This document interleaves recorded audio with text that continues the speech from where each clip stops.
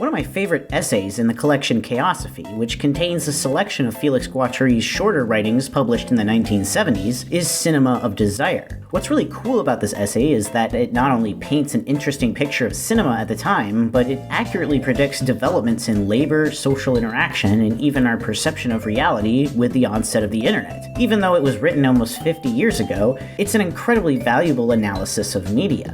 According to the bibliography provided, this piece was first given at a conference in Italy in 1973, and was later published in the original French edition of Molecular Revolution, La Révolution Moléculaire. But what could a cinema of desire really mean? It's kind of a confusing term. Why would we want to understand how cinema interacts with desire?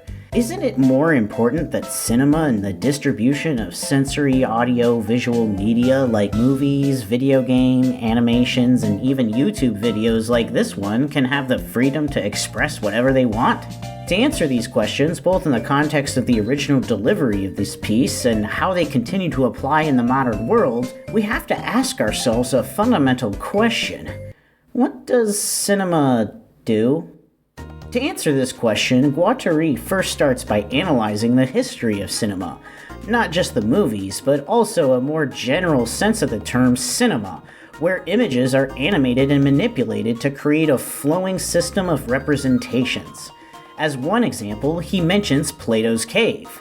Plato's cave is an allegory for having access to information about the real world. People deep in the cave look at the shadows projected on the walls, believing they are interacting with the real world. However, these shadows are created by another group of people, puppeteering them in such a way to make the people watching believe in a narrative, very similar to the suspension of disbelief that people experience when watching a movie. And similar to a movie, it's when you leave the theater or the chair, or in the cave, that makes you reach out into the real world. Similarly, Guattari points out that this history of cinema would also include religious imagery created by the Catholic Church, produced across thousands of years, manufacturing not just the signs of God, but also organizing the production of society and suppressing challenging sects or cults. He emphasizes how some of the schools emerging from this kind of cinema tried to deploy new kinds of thought, such as those relating to how we have personal, professional, or sexual relations. For example, chivalry produces a new relationship with duty and love that is produced by a specific arrangement of signifiers. Likewise, he points out that psychoanalysis too arranges itself in what he calls the little cinema of transference, Oedipus and castration. What is important to understand here about how Guattari conceives these different kinds of cinema is that they are all different ways to control and contextualize desire. The way that Guattari talks about desire can be kind of hard to conceptualize without a strong understanding of psychoanalysis, but in this context I can provide a good analogy. When you play a video game, there's a wide range of possible states that can occur within the game, regardless of if it is something as simple as Pong or as complicated as these modern games that I can't stare at for more than 5 seconds without getting sick. How does a game reach a certain state? If we think of a video game as a series of logic gates, which is how all games are ultimately built, we can see that there are many different paths potentially that we could take. And sometimes this is even intentionally introduced into game design. In this context, desire is the force that ultimately decides which path is taken. To make better sense of this, let's think about playing Pokemon Red or Blue version. What makes you decide what Pokemon to start the game with? When you first play the game, your decision is pretty much arbitrary because you don't really know anything about how the game works. And so you decide your Pokemon based on its appearance, sound, or description, and whatever sounds most appealing to you. But as you get more experienced at the game, the choice may present something else. You may pick Bulbasaur knowing that it has the most type advantages in the gyms. Or you might decide Charmander, looking for a challenge. Or you may pick the one that you picked when you were a kid, to reminisce on the choice that you made years ago. All of these are different paths that desire can take, and we can see how all of these different reasons have different structures that explain why desire took that path. For example, when we know that Bulbasaur has the most type advantages, the path of desire follows the idea that the game will be easier because of how Bulbasaur interacts with battles, how it learns moves, and how its type combination interacts with those throughout the game. Not only does it depend on the structure of the mechanics, but it also depends on how the mechanics are organized. The Pokemon games are well known for having many water types, for example, which Bulbasaur has a type advantage against. All of these come together to make you desire to pick Bulbasaur, simply because it's the best choice when you arrange the structure that way. In this way, we can think of desire as flowing through a set of possibilities, based on how they are weighted. Desire, like water, will follow the path of least resistance, what makes the most sense, or what is often ultimately translated as Occam's razor, cutting the stuff not necessary for an explanation to make sense. So how can one control desire? We can see that desire is controlled by the structure of the contents that it flows through, similar to the literal logic gates of the software. But if this desire can flow in any way and it just depends on the structure that it's passing through to go towards one direction or another, then doesn't that mean that before desire passes through structure that it can go any which way? Absolutely. After all, any game placed in the game's cartridge slot can produce an almost infinite set of possible arrangements of signifiers. In fact, this is how Guattari thinks desire works. It's a free-flowing set of possibilities that, when contextualized around structure, is forced into particular manifestations. So what does that mean for all the possibilities not represented in this structure? For example, what if a coin in a coin flip game lands on its side somehow?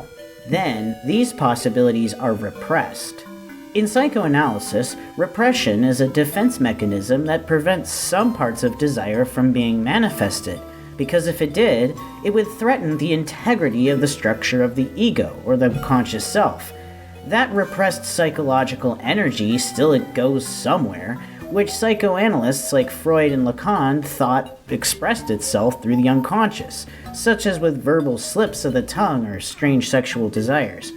So Guattari believes that in order to understand a history of desire, one also has to understand a history of repression, because repression is necessary in order to structure desire into specific organizations.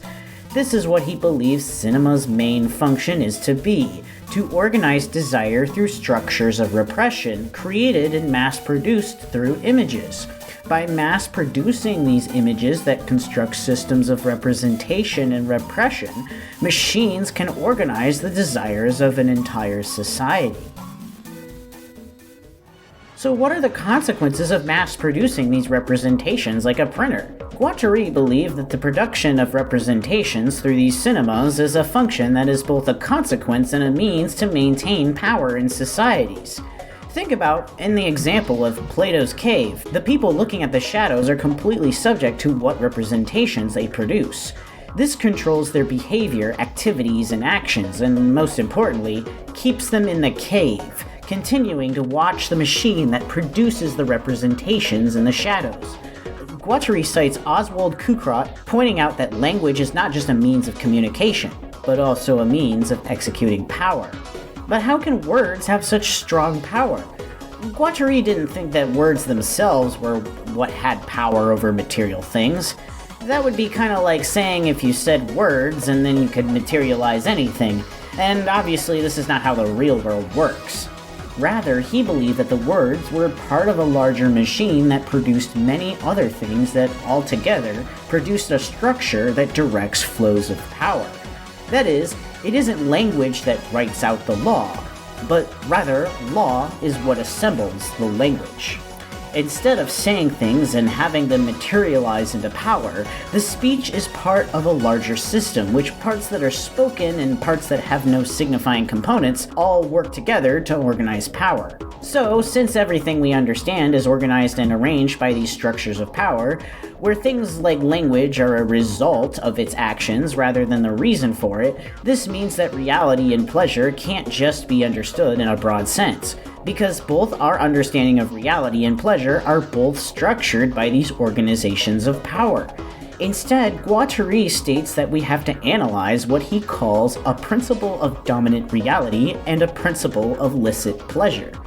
The dominant reality organizes everything we understand into a particular paradigm, and licit pleasure is what kinds of pleasure we are allowed to extract from that kind of reality. Desire is forced through these structures created between this dominant reality and licit pleasures through various authoritarian forces in our lives, ranging from schools to the workplace, hospitals, and Guattari's emphasis, of course, the movies. Now remember what I said about how these structures repress desire so that it's shoved into the proper places? It's through this intense repression that desire is forced into an obsession with the boundary between what is allowed and what is taboo. It keeps hyper-fixating on things that disgust it, but it can't look away because it continues to extract pleasure from its boundaries by identifying these new kinds of pleasures and subjecting it back to the dominant reality, in a manner similar to asceticism and other self-denialist practices. This way, all these new experiences are submitted to the codes of the dominant reality. This is how Guattari believed what he called capitalist eros worked. Ah, great. Now he's dropping another term, capitalist eros. It might help us to better understand what eros means in the context of psychoanalysis. See, according to Freudian theory, there are these things called drives, which can be kind of thought of as a general tendency for desire to go in one direction or another. Eros is another name for the life drive, which is associated with a desire for constructive activity, such as socialization or reproduction. Its counterpart is Thanatos, the death drive, which is associated with desire for self-destruction, such as risky behavior. Capitalist eros, then, is the eros that is applied to the economy, a libidinal economy, where we can analyze the transactions of desire within the context of capitalist mechanisms. Essentially, Guattari is explaining how capitalism desires to reproduce itself. See, you can't just make people go to work for you to build a massive society by telling them to do so. Nobody's gonna do that willingly. So what do? You make them want to work for you. Desire is always trying to escape this repression, so society needs to continue to adapt to capture these escapes through new, more detailed repressions. This means that in order for capitalism to reproduce itself, it needs to reproduce the capitalist subject in the heart of every person, to make each and every one of us the ideal agent so many capitalist economists speak of. To do this, capitalism reproduces models of organizing our desire, constructing relations to how we want to position ourselves in society, what we want to consume, and how we want to love. These models are launched into viral circulation through media. Guattari states, capitalist eros launches these models in the same way the automobile industry launches a new line of cars. And the essential function being embedded in every subjectivity? In order to love something, you must own it. The fundamental equation is enjoyment equals possession, according to Guattari. This limits the way that people can express their desire through pleasure by conceptualizing it through the hierarchy produced by ownership, and a love for productivity for the sake of productivity. Essentially, capitalism doesn't want workers to think they're workers. It wants workers to think that they're little individualist bourgeoisie too. It wants them to think that every little interaction is a transaction to extract value in, to screw someone else over. Instead of valuing the work of a trade, such as one that may have been passed down generation to generation, laborers are deterritorialized, having their subject broken apart so that they are re-territorialized into a new form. They become a commodity directed by their careers and the continuous development of technology on the automation of work. The relationship that workers have to labor adapts and evolves to adapt to the continuous leaks of desire by breaking apart the laborer into a multiplicity of new pressures directed by the relations to production and reproduction. As a result, a lot of emphasis is placed on how subjectivity is shaped to various social relations, such as those to work, school, play, and love. This way, capitalism can produce subjectivities that direct and control the development of all facets of life. Specifically, Guattari emphasizes that capitalism migrates subjectivities that are grounded in material circumstances towards more abstract artificial forms. That's beautiful. This is a different panel than I've had. Everything's computer. Which I suspect might be because of the continuous increased alienation produced by this continuous deterritorialization between the modes of production and consumption. This brings us back to the discussion of cinema. Remember how Guattari said that there were a bunch of different kinds of cinema? Well, all sorts of types of cinema, produced by different kinds of media and social interactions like television, the movies, the press, and now video games and social media, act as physical machines that mass-produce subjectivity through each and every consumer, collectively producing a dominant reality. Media isn't just a means to communicate. To Guattari, they are instruments of power. This can be clearly seen in the current postmodern era, where the influence of repressive semiotic regimes such as reactionary meme culture, mass micro-advertising campaigns with precision targeting, and the propaganda embedded in video games and movies of the 2000s and 2010s on the internet influences the flows of modern politics, perhaps to too frightening of an extent.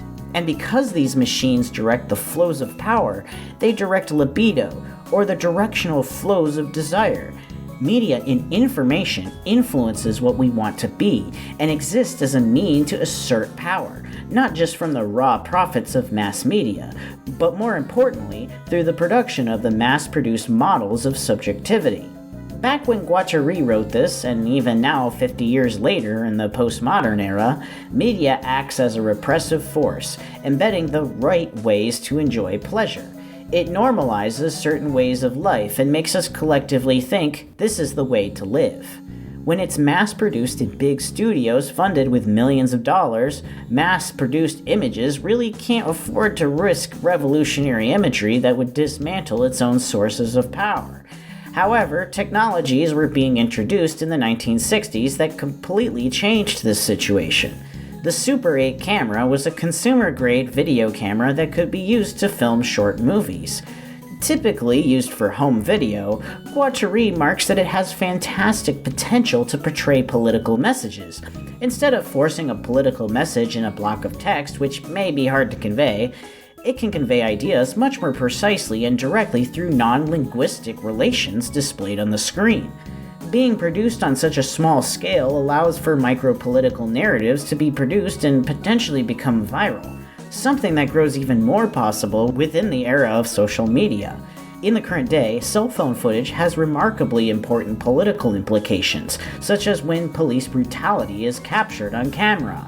To counteract this deterritorialized media, the state reacts by trying to suppress the recording of such incidents, whether legally or not, by the officers trying to force people to delete the evidence to maintain media narratives.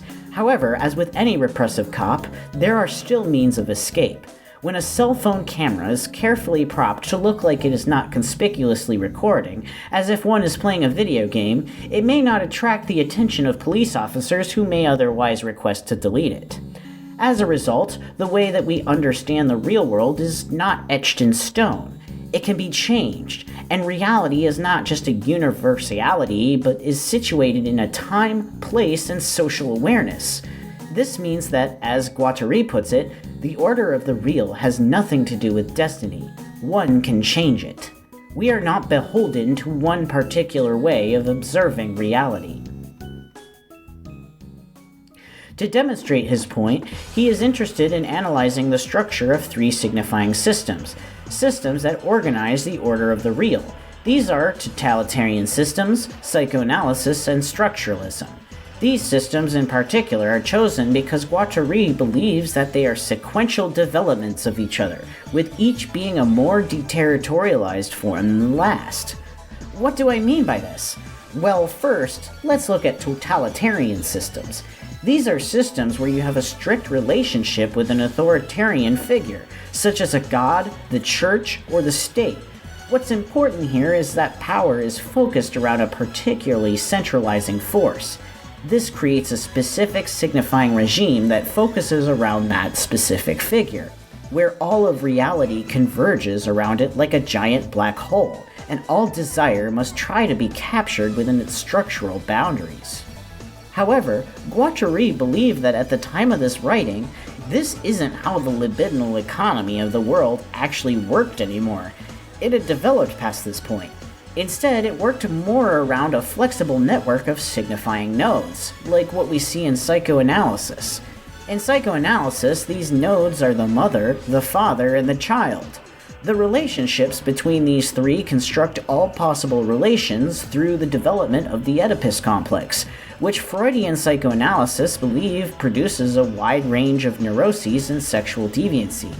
Essentially, all relations are now reduced to the relationships between the self and the family. The example that Guattari uses is the little Hans case that Freud brings up. Little Hans was a little boy who was afraid of horses. His dad, who was a fan of Freud's theories, discussed with Freud what could possibly be the issue. So, how do I explain this without being demonetized? Okay. Basically, Freud concluded that the reason why Hans was scared of horses is because the horse represented Hans's father. Why, you might ask? Well, because Hans secretly wanted to sleep with his mother, but he was afraid of being castrated by his father. As a result, he was scared of the horse because the horse has a huge beard just like his dad and appeared to have a mustache just like his dad. So clearly the solution was to make Hans have a big beard and sleep with his mother so that he could just be like his dad and resolve the Oedipus complex. Yes, I am serious, I am not making this shit up, I know it's extremely weird. Guattari, like many of you watching this, objects to this conclusion. He points out the absurd conclusion as a result of trying to force the situation into the perspective of the Oedipus complex, which clearly favors the interpretation of the father, who was already biased towards Freud's theories. What about the experiences of the mother and the child? The mother's narratives are completely submitted to the father's interpretation of the situation, a clear assertion of phallocratic power, and the child is assigned a narrative about wanting to sleep with his mother and kill his father, just to make sense of his fear of horses in the context of the Oedipus complex. Guattari argues that it's not something fundamental to the structure of psychoanalysis that creates the Oedipus complex, but rather social and historical factors that lead to the production of the complex, and he emphasizes how it is produced this way to create an artificial consistency in the concept of the family within capitalism. The screwed up thing is because the Oedipus complex, our relationship with childhood, is completely different than in more traditional societies. In the past, children were essentially free to do whatever they wanted until social initiation. However, the reinforcement of the Oedipus complex socially means that childs are being initiated at birth, with having every aspect of the child and mother's development under close surveillance, through psychology, education, and other social apparatuses. Everything about growing up is now under an analytic microscope. The Oedipus complex is pervasive, but Guattari points out that all the details are too static to really capture everything. So capitalism must keep going and continue to deterritorialize the model. This time, instead of having relations between static objects, the development is more towards an abstract relation of signs, found in structuralist analysis, such as those seen in the work of Guattari's former teacher, Jacques Lacan, whom I will admit I'm still quite challenged by. Now, some of you might be thinking, Lacan? That guy? Isn't he that guy who said something about the tourist being like a neurotic or something? Well, yes, but no, but yes, but actually no. See, Lacan was complicated as a theorist, but the problem with his work, according to Guattari, wasn't necessarily that he used mathematical terms wrong. In fact, it really doesn't make much of a difference, because Guattari is more interested in the very concept of trying to represent the world through an abstract signifying regime. This approach to analysis broke apart the symbols in psychoanalysis even further to attempt to be complete abstractions that relate to each other based on completely artificial forms. Structuralism thought it was creating a generic language to be able to analyze anything. But according to Guattari, it really only moved psychoanalysis from the couch to the screen in the form of film analysis. He doesn't really discuss an in-depth criticism of structuralism here. He's already written enough on that elsewhere. But he does remind everyone of how natural codes can't be reduced to these structuralist forms. As any geneticist will tell you, genetic code is definitely not like a language. In fact, natural codes also come embedded with parts that are not signified at all, which Guattari calls asignifying, such as visual spatial relationships in art, auditory relations in music, speech, and sound, and the complex logical relations expressed in mathematics, where relationships extend beyond abstract objects. Another example that he uses to critique this structuralism is that there are pre-signifying semiologies, such as pre-capital societies and the subjectivity of insane people and children, who do not necessarily organize themselves around language-based relationships, but can construct meaningful relationships through everything from their bodily movements to sound, gesture, and dance. In comparison, capitalist expression is reduced into acceptable outputs expressed by dominant meanings. A psychotic person moving their body erratically is not seen as an expression of desire, but as a threat that needs to be suppressed by the police. Structuralist analysis pretends to be neutral in its analysis, but its very privileging of linguistic objects limits any ability to do so, by again subjecting all activity into a particular paradigm of relationships. Currently, the machines of cinema are used to reinforce the current dominant reality of capitalism and a cult of possession. In this state, they aren't capable of producing much outside of continuing to replicate the dominant reality. However, the power of cinema is not based merely on the fact that it is repeating this dominant reality, but really that the various aspects of the film, such as the framing, actors, camera lenses, and every other choice made in pre-production, production, and post-production, all come together and produce special kinds of semiotic machines without having a language in particular at all. Instead of being like a language, it is the barrage of sensory experiences produced by the particular arrangement of complex components interacting with each other that ultimately produces the experience of watching a film, and what kind of influence it is capable of producing in the viewer. Cinema, in particular, beyond just language by itself, has a unique ability to continuously evolve new forms of expression, which allows it to adapt to the continuous deterritorialization of pleasure in societies as mentioned earlier. Capitalism is able to use these developments to capture and develop even further, more refined and calculated cinematic machines to continue consumer engagement, such as the development of mass-produced media in the 2010s about various minorities. While the production of these films did give employment to minorities and secured both useful roles on their resumes and access to higher classes in society, they exist ultimately to reinforce the dominant realities of capitalism, allowing only for the most minimally subversive critiques.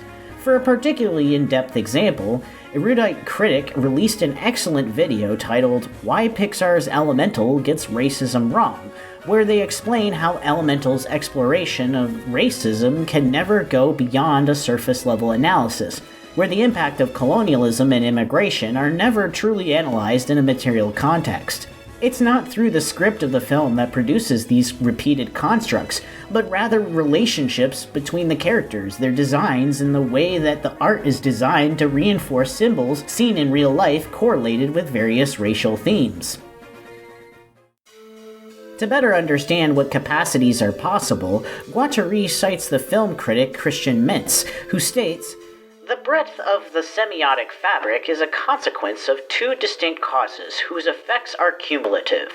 On one hand, cinema encompasses a code language in the talkies, whose presence itself would be enough to authorize semantic information in the most varied type.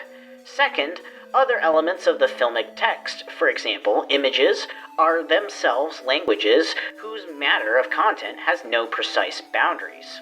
What's important here to Guattari is that film can express content in all sorts of ways beyond just language, with specific examples he cites here as such as the tonal quality of speech, instruments, music and melody, painting and scene construction, the highlights and shadows of black and white photography, and the movement and gestures of the human body. Guattari then turns to semiotician Umberto Eco, who points out that cinema could not be reduced to a system of double articulation, a binary split. See, cinema doesn't produce meaning because the intersection of two binary axes between syntax and grammar and paradigms and representations. Rather, the complex semiotic relationships are produced secondarily by the processes that produce the film itself. To Guattari, the reason why silent films may feel like they can express a wide range of desire is not because they are capable of less expression, but because their expression is not modeled into a structure of dominant significations yet. Think about how, as both movies and video games gained more technological power, more fidelity in their graphics and special effects, they were able to more cleanly and accurately produce the capitalist representations to produce its dominant reality, which may be why many in-game developers and film directors deliberately try to use alternative means of expression, especially reaching out to more primitive imagery and user interface design. Likewise, the mass distribution and molecularization of cinema in the form of television, a development rapidly accelerating in the time of this piece's writing, subjected cinematic images to the formula of commercial film. Here, Guattari makes an interesting point through all of this regarding the freedom of expression. To Guattari, the freedom of speech that libertarians advocate so heavily for is missing a big part of the equation. After all, just freely opening the gates means that one will continue to repeat the same repressions that they were taught previously, merely deterritorialized and unconscious. Rather, he believes that what is more important is what redirection of flows of desire in the libidinal economy of cinema can produce. Look at an example like South Park. South Park became popular because of its raw obscenity and offensiveness, something that audiences have never seen before and desired for desperately. But is South Park's commentary on society really truly subversive? In most cases, it appears to reinforce the liberal centralist "we're all stupid" mentality and resorts to falling back to the status quo. Rarely does South Park actually make commentary that challenges its audience to produce new lines of thinking. The development of the capitalist eros and its influences on the libidinal economy, the bubbling new pleasures that form on the border of dominant representations and illicit pleasure, is key to understanding the core problem Guattari is trying to get at. How this eros creates new forms of pleasure to continue to capture all desire within its boundaries. It tries to codify all desires into abstract forms that can be controlled through binary flows.